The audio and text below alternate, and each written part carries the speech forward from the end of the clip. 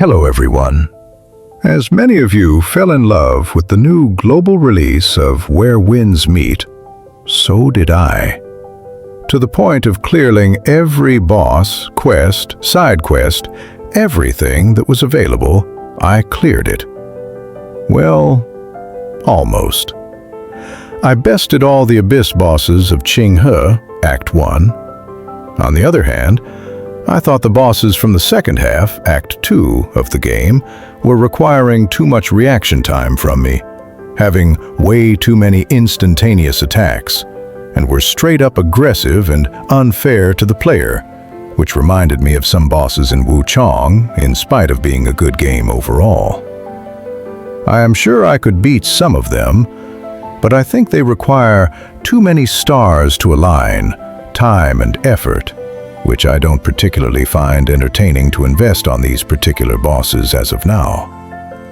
I might need more experience to be able to appreciate the demands of these bosses.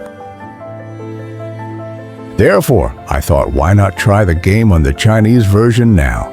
I decided to create myself this little challenge: kill the most bosses with the least levels. This video is not meant to be a flex to other players, but a personal achievement that I want to share with players that are struggling, and maybe they would too feel inspired to try new things on their own. Every achievement doesn't require an in-game notification to be an achievement. We tend to forget that ever since achievements have been widespread. If you want to see perfection, there are players that are doing no-hit runs on Abyss difficulty.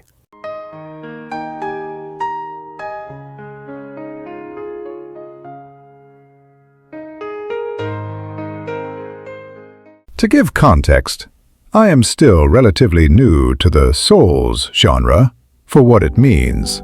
To me, all these games are ARPGs with subgenre of a similar recipes. The sauces just taste different. So I've only played few of these games. Sorry for the hardcore fans in advance, but I've missed the era of Souls games. Therefore, when Elden Ring released, I've been encouraged by a friend to try out, which was appealing at first, but I was shocked at the controls. The idea of locking a target was foreign to me, especially after playing Ghost of Tsushima. You tend to ask yourself why the character goes to the left when I strafe with A and D. I invested about 80 hours in this game with a caster build, and I know I've destroyed the experience for myself. I didn't have the courage to start over, so I moved on. I tried Sekiro a few weeks later. Same deal, the controls. I just cannot. Neither with a controller nor a keyboard mouse. I've killed 3 bosses, and I've quit. To my surprise, 1 year later I decided to give it a more serious try. Picked up the game and bested relatively easily most bosses. Even Genichiro, almost on my first attempt. Until the Demon of Hatred. I really wanted to see what was behind him, but I was burnt out since I am not used to play these types of games. These fights are taxing a lot out of me. I think the stupid ape took the most out of me. I don't know. His hitboxes were just too weird, and I didn't want to ruin the experience with guides. I've never liked apes anyways. Since then, I don't like bosses that are not humanoids, and I've stopped again. 1 year later, I've told myself, let's finish this game. I kill the Demon of Hatred. He slipped on the ledge conveniently, and I discovered there was absolutely no mystery behind him. Yay! Although I did manage to beat Ishin fair and square, but I was a bit disappointed because he felt way easier than the ape. I bested the game a second time to kill Emma and the old man Charmless, and I've burnt out again. And I also realized that Yes, I liked the game, but not to the point of getting the other endings and the achievements for the sake of having them. Who knows if I get motivated in a year? When Where Winds Meet released, I didn't know many Souls players, apart from Asmongold, so I measured my level according to his. If he can beat bosses that easily, it means I cannot. Or at least it will take me 2 hours or more to do the same, depending on the boss difficulty. I've decided to start the game on recommended difficulty, and later on, I've pushed it to expert.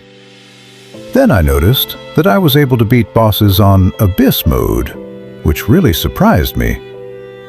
It finally meant I was getting more skilled, but on the other hand, something that isn't talked about often enough, being constantly flooded with the get good attitude of this community, is that it was a sign that I was starting to lose the amazing period of discovery and awe that every newbie has when they start a new game. Some people would kill to go back to rediscover Dark Souls like it was their first time. Therefore, with all the games I play, I am trying to take my time to appreciate the journey. Anyways, back to the topic. Starting on the Chinese servers, it was time to finally experience the Legend mode. The first thing I've noticed are the timings slightly different than on the global version. It is hard to say which is fairer. This is just a feeling. The global version feels like you need to pre-deflect, while the Chinese version requires mostly the correct timing. I have also noticed that some timings require to hold the deflect button, rather than tap it like in Sekiro, for example.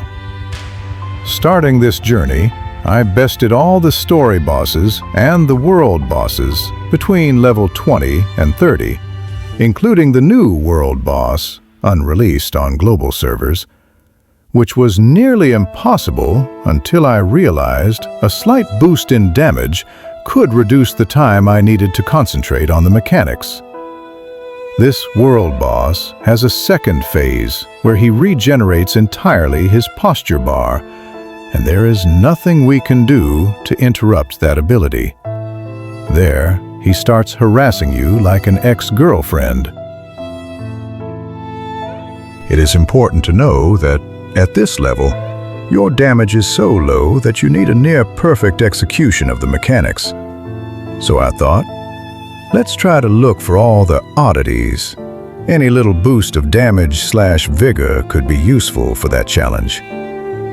I was able to get few points in the Tree of Qinghe and the New Desert Zone, which accounted for about 1,500 bonus HP, or 15% extra HP, 14 bonus armor, unknown damage reduction, the game doesn't tell, 28 bonus damage plus 10% extra damage. Was it enough to avoid an extra execution? Hard to say. All I know, I bested that same boss on the Abyss difficulty on my first try, which is hilarious because I had way more damage on a mode that turns off all the extra stats and scaled your gear with recommended interways by the developers. And I couldn't do it on my level 30 character. The second idea I got was to apply Divine-Craft to coat my weapon with elemental damage, to squeeze a little extra damage. I was going for poison, since it reduces the target's armor. Sadly, to get this benefit, I would need to increase my level to 31 to get the new talent, meaning entering a new range of scaling would have made it easier, because the level 40 range unlocks base stats on the gear, and you can tune the gear to roll for attributes, on top of more HP, armor, and damages. The Chinese servers, oddly enough, didn't have the function to apply automatically elements to their weapons. I made a ticket the night before, and to my surprise the next morning, These guys had implemented the feature we had on Global. I was like, bruh, I've never seen that level of hard work. I was happy and wanted to shed a tear at how beautiful this was to witness.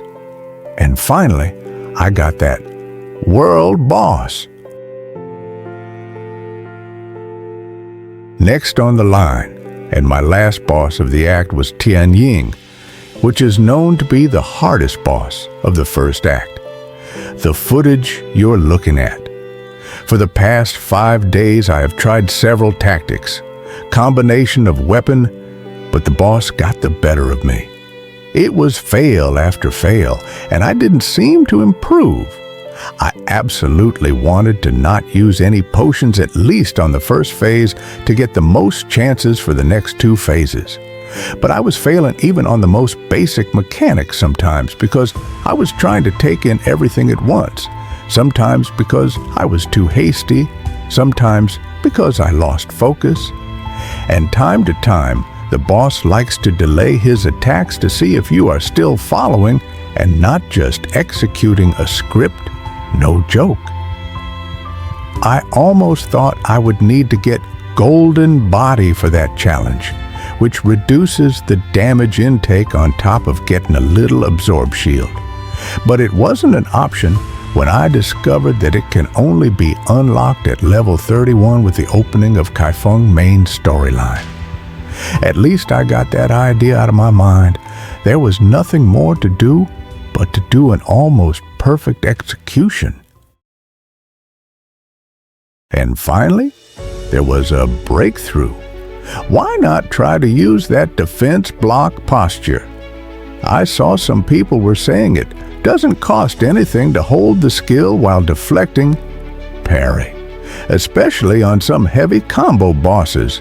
With hindsight, it's better than a failed dodge, which you cannot recuperate from if you start getting combo ed, as opposed to block, which isn't very well explained by the game. I guess it was for us to discover. As I am editing this video, I'm seeing that the clones on the 3rd phase are dealing about 10% less damage if I get hit, compared to just standing defenseless after a failed parry, and up to 30% less damage on some of the boss attacks, which is pretty insane. I leave you to appreciate my final run with the in-game sounds with only sparse annotations on screen. Enjoy!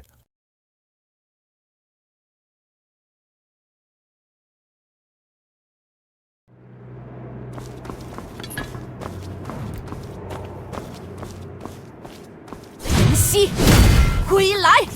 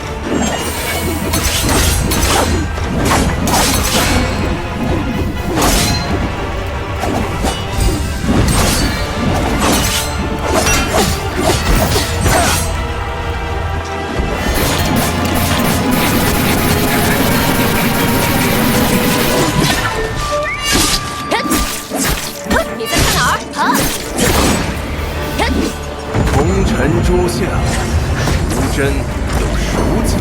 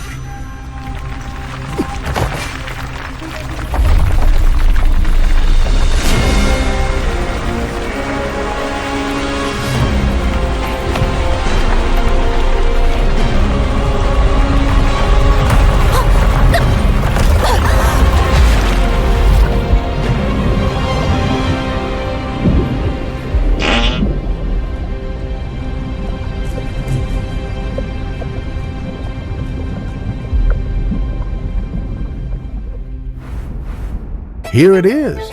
Hope you liked the video. It was the first video I really put together. I wish you a happy new year and the best for all the players out there growing to be better at Where Winds Meet.